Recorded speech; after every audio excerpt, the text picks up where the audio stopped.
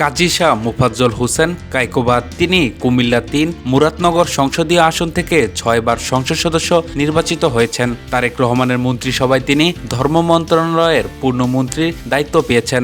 মিথ্যা হত্যা মামলায় যাবজ্জীবন দণ্ডিত হয়ে দীর্ঘদিন নির্বাসনে কাটানোর পর দেশে ফিরে মন্ত্রী হওয়ায় তার জন্য একটা সময় অসম্ভব ভাবা হচ্ছিল। মুরাদনগরবাসীর কাছে দাদাবা হিসেবে পরিচিত সেই বর্ষিয়ান নেতা এখন তারেক রহমানের সরকারের পূর্ণমন্ত্রী। কায়কোবাদ বিএনপির কেন্দ্রীয় নির্বাহী কমিটির ভাইস চেয়ারম্যান। এলাকায় বিপুল জনপ্রিয় এই নেতা ত্রয়োদশ সংসদ নির্বাচনে এবার ডাবল হ্যাট্রিক করেছেন।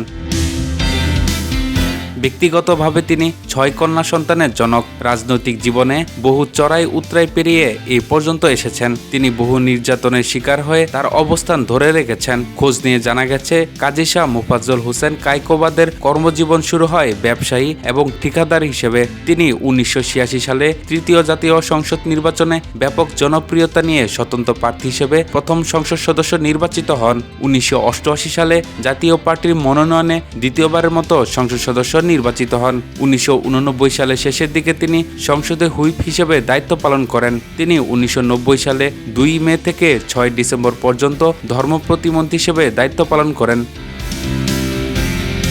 তিনি ১৯৯১ সালে পঞ্চম জাতীয় সংসদ নির্বাচনে স্বতন্ত্র প্রার্থী হয়ে নির্বাচন করে বিএনপির প্রার্থী ব্যারিস্টার রফিকুল ইসলামের নিকট পরাজিত হন।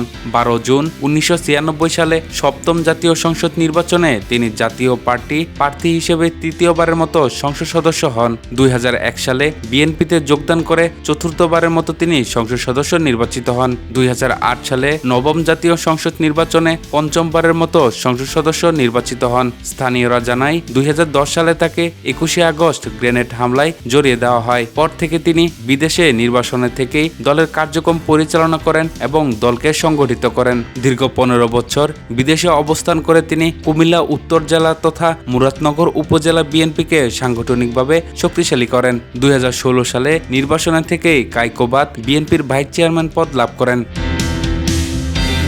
তিনি ২০২৬ সালের ত্রয়োদশ জাতীয় সংসদ নির্বাচনে বাংলাদেশ জাতীয়তাবাদী দলের প্রার্থী হিসেবে কুমিল্লা ৩ আসন থেকে ষষ্ঠবারের মতো সংসদ সদস্য নির্বাচিত হন। এতে তার ডাবল হ্যাট্রিক পূর্ণ হয়। ১৭ ফেব্রুয়ারি তাকে তারেক রহমানের মন্ত্রিসভায় ধর্মমন্ত্রী হিসেবে নিযুক্ত করা হয়। এদিকে মন্ত্রিত্ব লাভের পর থেকে তাকে নিয়ে এলাকায় ব্যাপক উৎসাহ উদ্দীপনা সৃষ্টি হয়। একজন জননেতাকে মূল্যায়ন করায় এলাকাবাসী প্রধানমন্ত্রী তারেক রহমানের কাছে কৃতজ্ঞতা প্রকাশ করেন। এই বিষয়ে ধর্মমন্ত্রী কাজী শাহ মোফাজ্জল হোসেন কায়কোবাদ বলেন, সবকিছু আল্লাহ তাআলার ইচ্ছায় হয়। আমার আল্লাহ যা চায় তাই হয়। তিনি অসীম ক্ষমতার অধিকারী। মুরাদনগরের মানুষ আমাকে ষষ্ঠবারের মতো সংসদ সদস্য নির্বাচিত করেছেন। এবার তারেক রহমান আমাকে ধর্মমন্ত্রীর দায়িত্ব দিয়েছেন। আমার জীবনে আর কোনো প্রত্যাশা নেই। তিনি বলেন, সন্ত্রাস চাঁদাবাজির বিরুদ্ধে, অনিয়ম দুর্নীতির বিরুদ্ধে আমি এখন লড়াই করব।